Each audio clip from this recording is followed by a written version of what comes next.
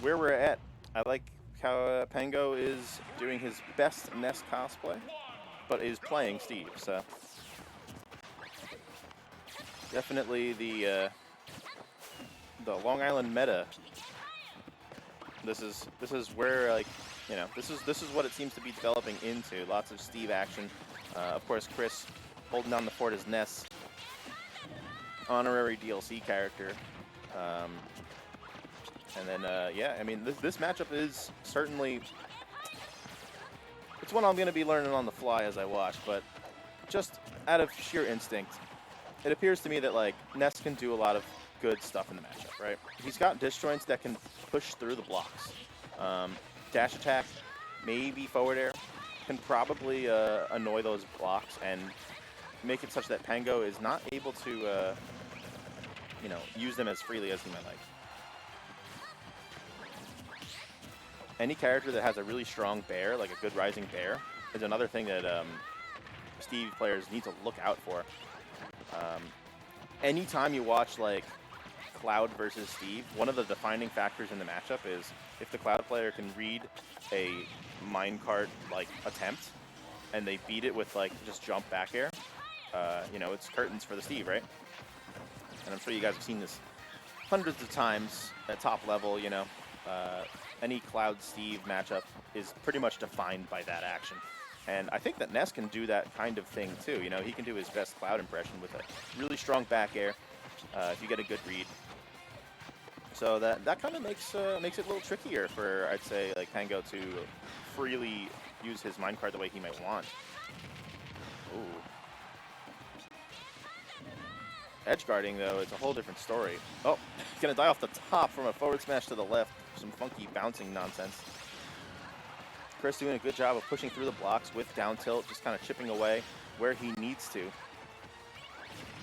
Yep, see, he went for that deep back air. Didn't get the clean hit, though, but defining the matchup in the way I was trying to describe, like, he read the minecart and went for the bear, and with a cleaner hit, would have been perfect. Nice, empty hop grab, and the taunts come out. PK Fire is another hugely important tool in this matchup, for sure. You know, PkChris is able to attack from above and at an angle. You know, like, you can jump over like a little block wall, throw a PK Fire to kind of disturb Pango, and it makes it really tough for him to mine. Also, he can just throw PK Fires at the wall, like, and allow it for an active hitbox to stay on the field that works only for Chris. Yeah, another good example of how Chris can deal with the threats while they're on the board. Like, those blocks, by down tilting them and then throwing a PK Fire through them, he's able to make it so that Pango has to kind of keep his distance from his own blocks, you know? Gotta love how Pango's using the platform, though, to his advantage, kind of extending the little safety box that he's creating for himself. Ooh. Very, very, I almost want to say technical flight pattern there. Tech on the block? No tech. Did not get it. Had the opportunity. Maybe even wanted to DI that up so that he could have hit the left side of the block. So that then he would have rebounded to the left. Probably still died anyway, but you get the idea. Definitely needed to hit that tech. So yeah, Chris looking very comfortable. Keeping the pressure on was what that one was all about, you know. Anytime those blocks were up, Chris made sure to dismantle them in good form and rush in and try to just, like, annoy Pango. It doesn't even have to get the hit. Just represent damage, you know? You don't have to actually land the damage. Just represent the fact that, you know, you are not safe to mine and force, like, a bad defensive option.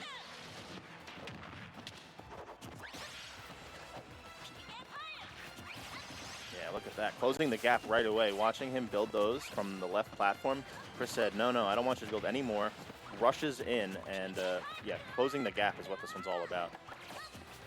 At the end of the day, Steve is a camping character. You know, he's a zoning character. He wants to keep distance. Very similar to, like, a Marvel vs. Capcom Phoenix Wright type of character.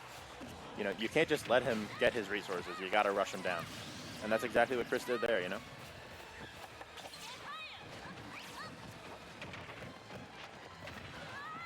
Nice reading that roll. Pango applied that pressure and waited for the roll. Got a nice hit off of it as well.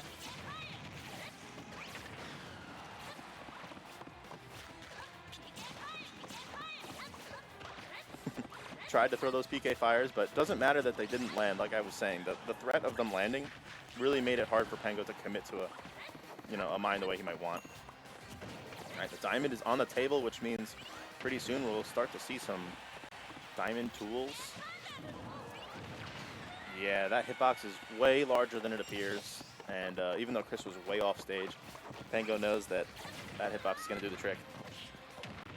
Nice setup to make it trigger as well. You can get a free explosion for just doing your down smash on the TNT. And yeah, just out of almost nowhere, Pango kind of closed the gap, but Chris snatches it right back. The lead is his, he says. You will be the one coming from behind. And we'll see what Pango can do with this diamond tool.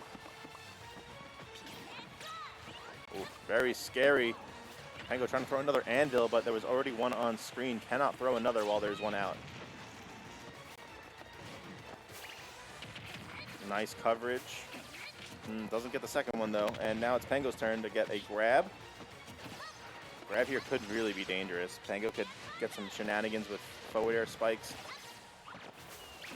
But he's got to get back on stage first. Chris doing a really good job of just applying pressure in the corner and off stage.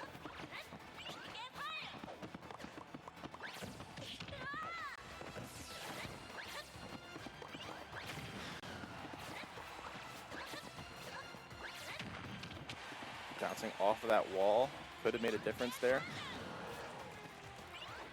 TNT now working against Pango. Oh, Chris just trying to let it absorb. It is an explosion, and explosions are an energy-based attack. That's why you can absorb like grenades from Snake and other similar explosions. I assume Banjo grenade as well. So that must be what Chris was going for, but the timer on that is deceptive. It starts blinking way earlier than it will naturally explode without any sort of outside input. So Chris must not know the timing on that, and Pango took advantage and let it rip an F smash, you know? Sometimes you just gotta rip an F smash.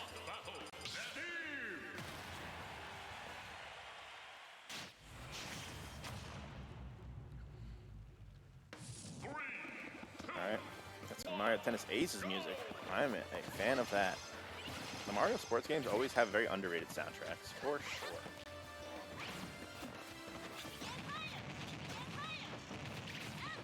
Oh, spicy little mix-up option there from Chris, trying to bait some sort of air dodge in, and also just cover the no option.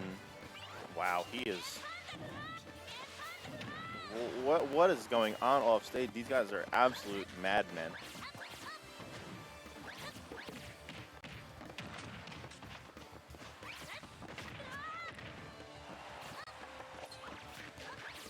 Pango throwing out the upgrade.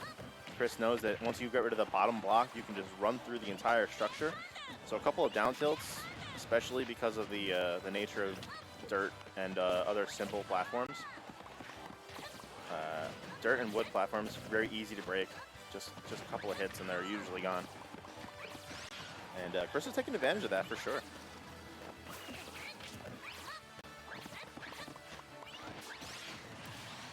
Alright, nice mix up. Got the side magnet into the bear. Pango's going to answer right back with the minecart, getting the kill. We got 2 stocks apiece, and Pango strikes first with an up tilt string.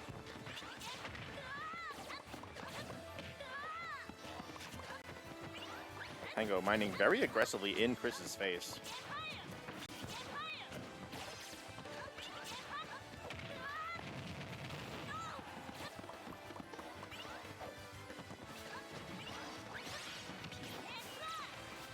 Pango just hitting the eject button, getting out of there.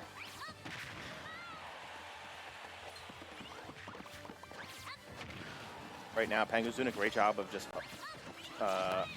executing well on his counter approaches. Like, he's letting Chris come in and responding appropriately with whatever he needs to. Oh, very sneaky recovery from Pango. Really nice stuff. Chris not ready to cover that kind of angle. Oh, but he is ready to cover a high recovery with those back airs. Like I was saying, that is the defining feature of the matchup for sure. If you can read when Steve's going to go high, a back air, a strong back air will almost always be a valuable tool to have. Very little end leg on that recovery, and 50% out of a grab, which means Chris is now sitting at almost the end of his stock here. Pango getting very creative with these block placements. Chris panicking a bit. You see some air dodges out of these combos, but he knows he's not out yet. And he, wow, finishes at 86% with an F smash. I cannot believe that that was able to kill. He wasn't even like that far into the corner. Like, they were on the platform, which is like, you know, not too far away from center stage. I don't know. That was a very, very strong F smash. Wow, that's going to put Chris up 2-1. Chris still on loser's side, so working towards a reset here. He's got one game more to win before he can earn a chance for a true grand finals here.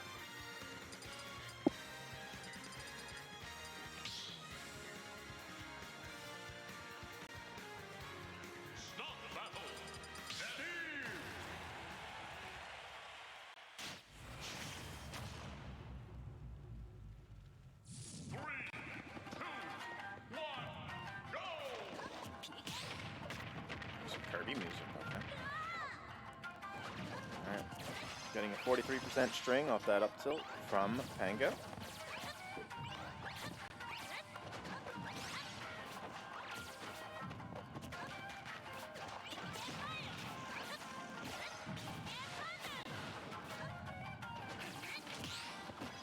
Nice parry from Chris.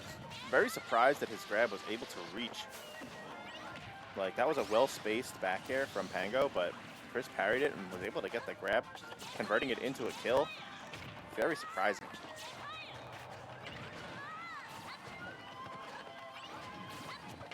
I like that Pango's using the blocks as like a bait, almost. Like, he's building the blocks as if he's going to go like hermit mode in the corner. But instead of going hermit mode, he actually uses the minecart to like counter approach Chris, who he expects to be running in and jumping over the wall, which is really, really clever. Like, it's a nice mix-up, and as Chris, like, you have to be ready for both options. Like, if he goes hermit mode, the answer is to rush him down. But if he doesn't, then the answer is, you know, be ready for an attack. So, hard to say which is, like, when you're supposed to go in.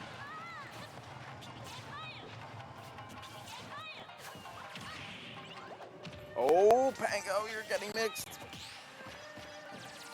Again, parrying the back air and getting a grab out of it. Very surprising. I can't believe Ness's grab range is that good. Once again, absolutely an honorary DLC character.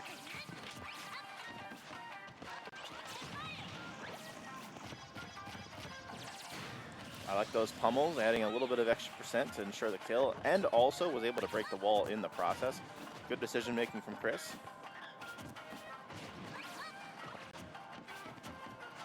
Pango with some good movement right now. Look how far away he has to stand from the wall, though. The threat of PK fire coming up over the wall, like, he's not far enough here, and he's going to get hit if he doesn't space things properly. All right, 51%, the Magic Steve number. You just take your Steve tax, every stock.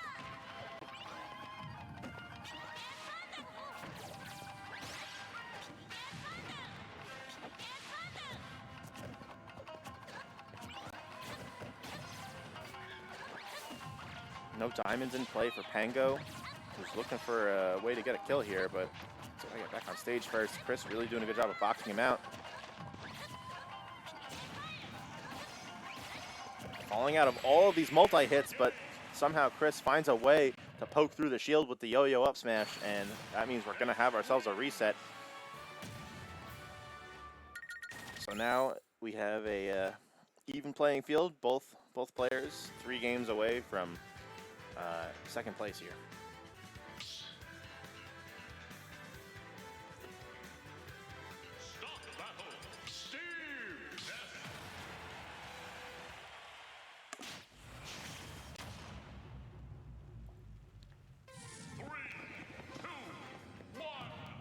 Starting on FD this time. Surprised to see us go here for game 1.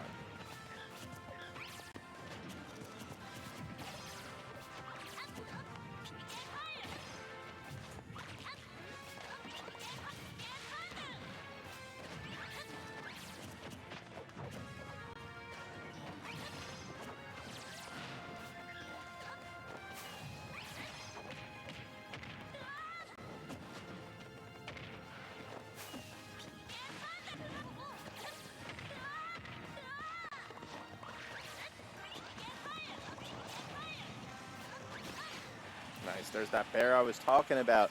Once you can read when that minecart's gonna come out, if you have a bear set up and ready to go in that spot, you are just gonna get a free interaction. Super, super free. Most characters' bears can do it, you know? There's probably a couple that are gonna be like unable to do it because they're like weird multi-hit bears or something. But most bears are like fat hitboxes that like represent big damage, and that's a perfect example of how to use it, you know? You read or bait the minecart, the high minecart specifically, and then you go for a nice bear. Up smash out of shield, almost gonna kill it, 113 from center stage.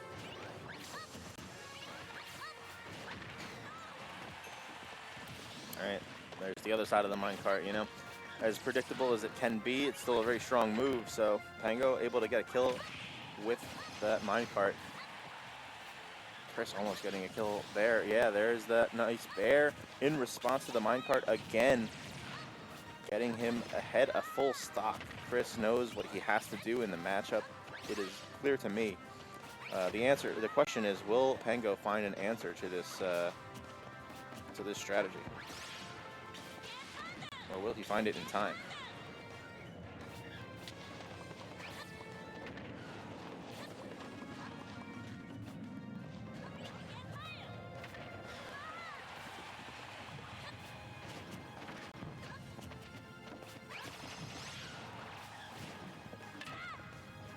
Reflecting the projectile-based grab is a pretty good strategy from Chris, but it was also destroying the minecart as he was doing so.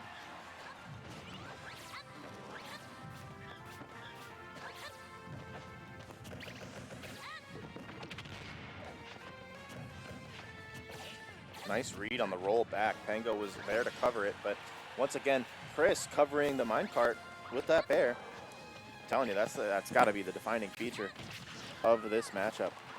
Of Steve in general, if you can get a good read on it, it's going to do you wonders. But right now, the Diamond Sword is going to be a huge, well, it would have been a huge role player. But when you don't get a chance to swing it, it doesn't do anything.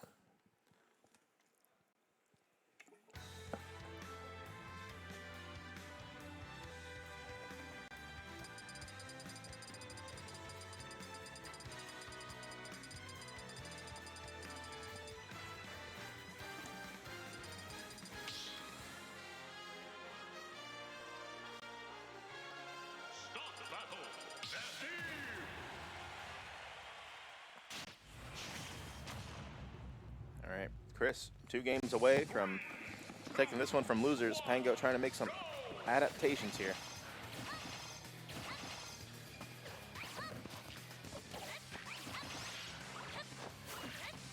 Oh, we got a bop going right now.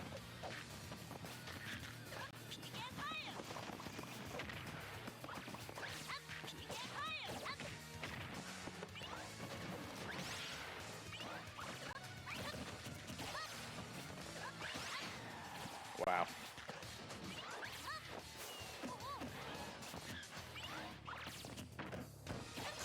Oof, very risky there. That shield was so close to being broken. Pango, all he really needed to do is throw out any button.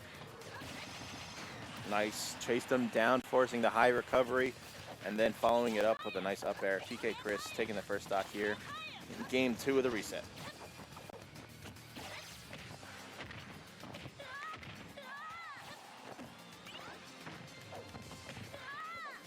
Nice coverage, but PkChris is just air dodging through all of it. Try to delay that down smash so that Chris would get hit by something, but was not the case.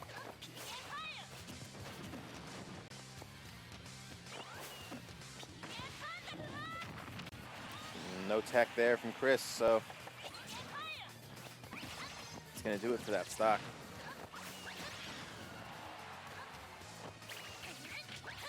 Nice.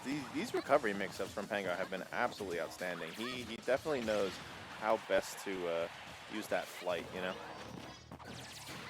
Ooh, very sneaky grab from Chris, who was ready for the roll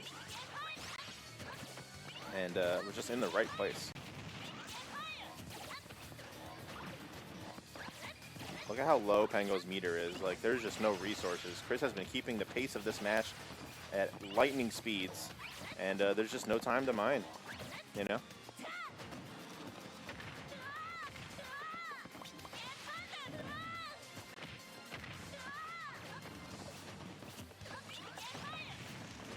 Yeah, look at that meter, man. There's just, like, nothing. Oh, but with very little to work with, Pango finds a nice edge guard and trying to even up this game.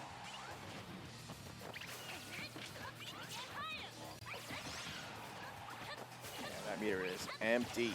There's no diamond to save him. So Chris just needs to finish the job. Pango probably going to try to find some opportunity to mine. I would suggest doing it while in advantage, not in disadvantage. Yo-yo. Good pressure on the shield. Covers drop shield, covers spot dodge. Covers hold shield too, because it pokes for free. Move is very good, you gotta respect it.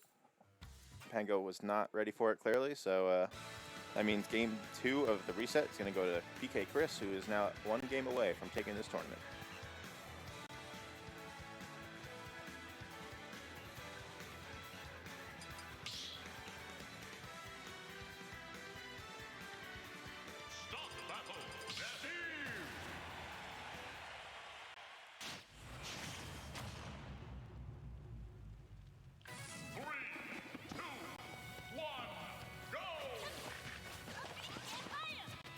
We are back on FD, and the first hit of the game is going to be an F smash from PkChris.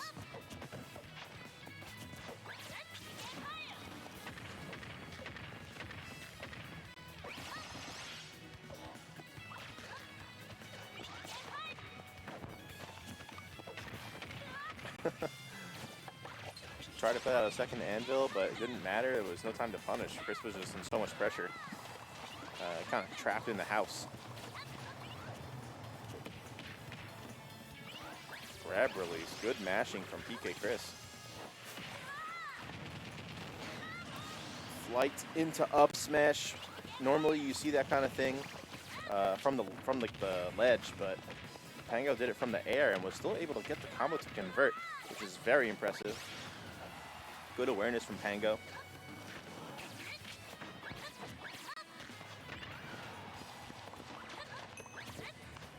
We have a diamond on the board. Yep. Pokes for free. Not much you can really do. I don't know if Steve has a roll that's going to be big enough that really would have helped him there.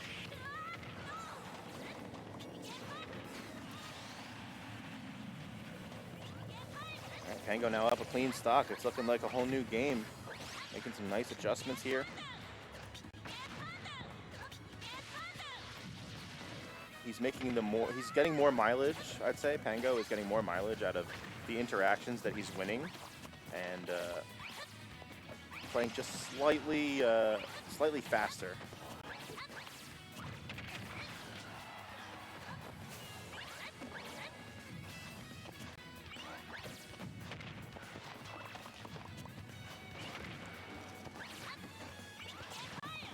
I don't know if he's changed up his timing, but Chris has been getting hit by a lot more mine carts than I'd say he normally otherwise would.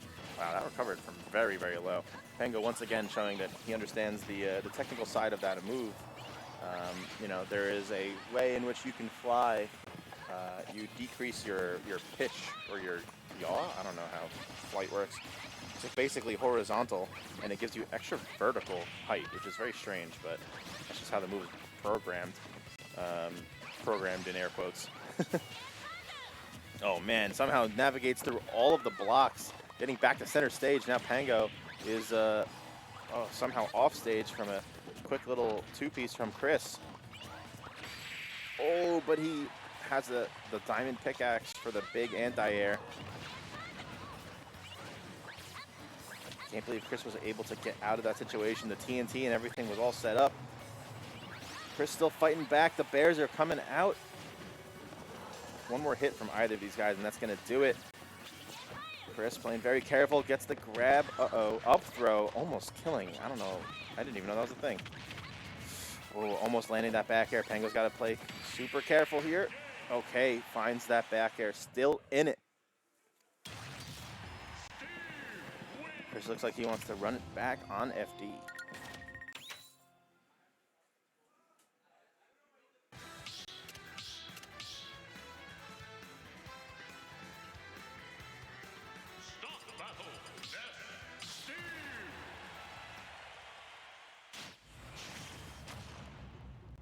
Yeah, that one was a bit of a spaghetti fest at the end, bit of a nail biter. Wouldn't blame either of these players if they're a bit antsy coming into this game now after having a spaghetti fest.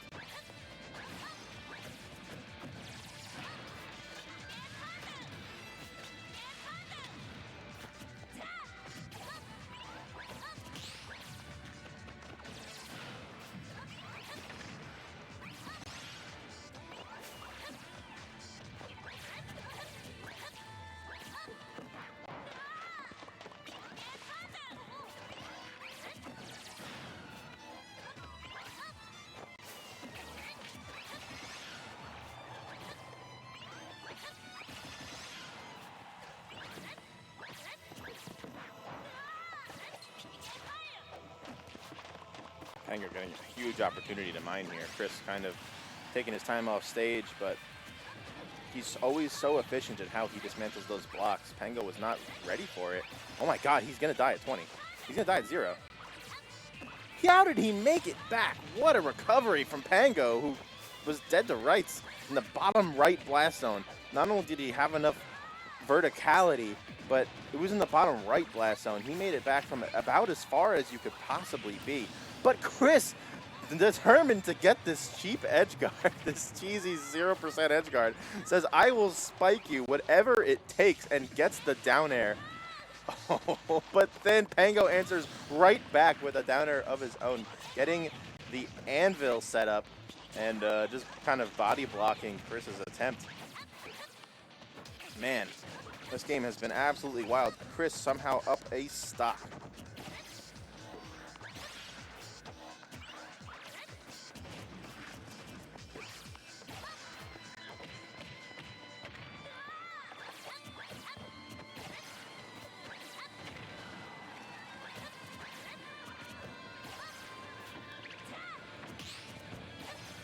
Nice parry from Chris, letting him keep on the pressure.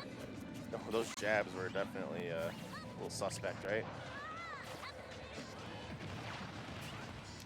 Wow, Chris absorbing the explosion, covering some nice hit points after what looked like a perfect edge guard trap, like ledge trap setup from Pango.